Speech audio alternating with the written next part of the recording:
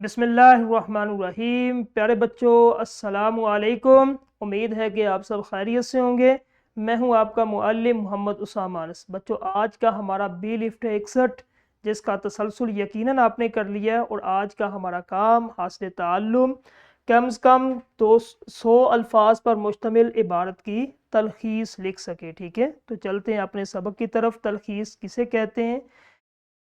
تلخیص کسی بھی مضمون، عبارت یا کتاب کے بنیادی نچوڑ اور خلاصے کو تلخیص نویسی کہتے ہیں۔ یہ طویل بات کم میں یعنی کہ اور مکمل اور مؤثر انداز میں بیان کرنے کا ہنر ہے۔ ٹھیک ہے، یعنی کہ کسی بھی کتاب یا عبارت یا مضمون کے بنیادی نچوڑ کو، خلاصے کو، اگر آپ کے پاس 10 لائنیں ہیں تو 3 لائنوں میں اس کو بیان کرنا، اسی کو تلخیص کہتے ہیں۔ ٹھیک ہے، تلخیص کے 3 سنہری اصول۔ سب سے پہلے آپ نے کیا کرنا ہے؟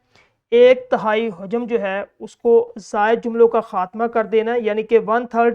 1/3 حجم سے مراد 1/3، یعنی کہ آپ کے پاس اگر 10 لائنیں ہیں تو 3 لائنوں میں آپ نے اس کو لکھنا ہے۔ ٹھیک ہے، اصل ترتیب کی برقراری۔ اب آپ نے ترتیب کو اسی طرح رکھنا ہے۔ ٹھیک ہے، یہ نہیں کہ آپ نے اینڈ سے شروع کر دیا پھر درمیان سے، پھر نہیں، ترتیب کو برقرار رکھنا ہے، اور اس کے بعد پھر جو اس کے اندر زائد جملے اس کو کاٹ دیں، ختم کر دیں، اور 1/3 آپ نے اس کو مکمل کریں گے تو یہ آپ کی ایک اچھی تلخیص ہو جائے گی۔ ٹھیک ہے، پہلا اصول ایک ایک کر کے دیکھیں۔ 1/3 کی شرط، یعنی کہ تلخیص عموماً اصل عبارت کا 1/3 یعنی کہ تیسرا حصہ ہوتی ہے۔ اگر اصل عبارت 300 الفاظ پر مشتمل ہے تو تلخیص تقریباً 100 الفاظ کی ہونی چاہیے۔ ٹھیک ہے، تمام اہم نکات اختصار کے ساتھ پیش کیے جاتے۔ ٹھیک ہے، اگر 300 الفاظ ہے تو آپ نے 100 الفاظ کی تلخیص کرنی ہے۔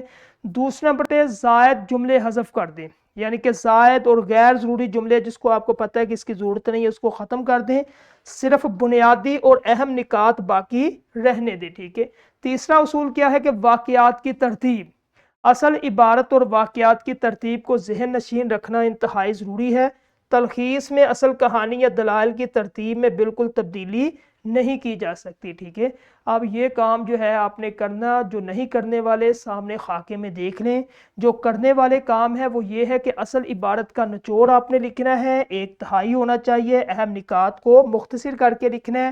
جو نہیں کرنا وہ یہ کہ واقعات کی ترتیب نہیں بدلنی، آپ نے غیر ضروری زائد جملے شامل نہیں کرنے، اور اس کو طویل طوالت یعنی کہ تفصیل جو ہے وہ کے ساتھ نہیں لکھنا۔ ٹھیک ہے، تلخیص کرنے کا یہ دیکھیں عملی طریقہ۔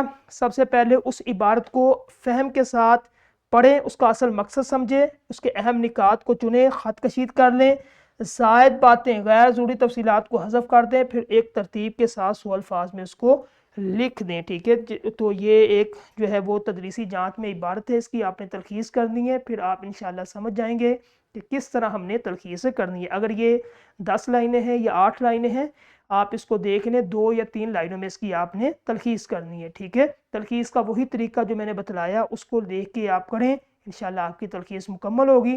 تو آج کا جو ہمارا لیکچر تھا تلخیص کا ختم ہوا، کل انشاءاللہ ایک نئے لیکچر کے ساتھ ملیں گے۔ السلام علیکم۔